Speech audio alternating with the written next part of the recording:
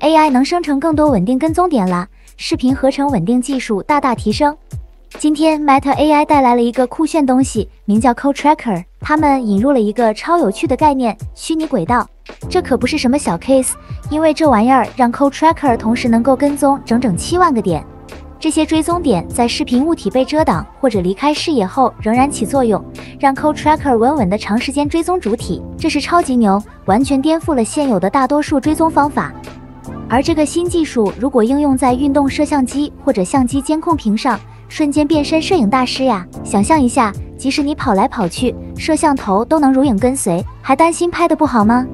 而对于影视行业朋友们，绿幕拍摄的定点捕捉又将会有更进一步的提升，后期特效师再也不用加班了。不像其他方法都是一个个独立的追踪点，Code Tracker 在视频序列中同时追踪密密麻麻的点，动起来像彩虹那般，在标准基准测试中的表现比其他跟踪器都要优秀，甚至遥遥领先。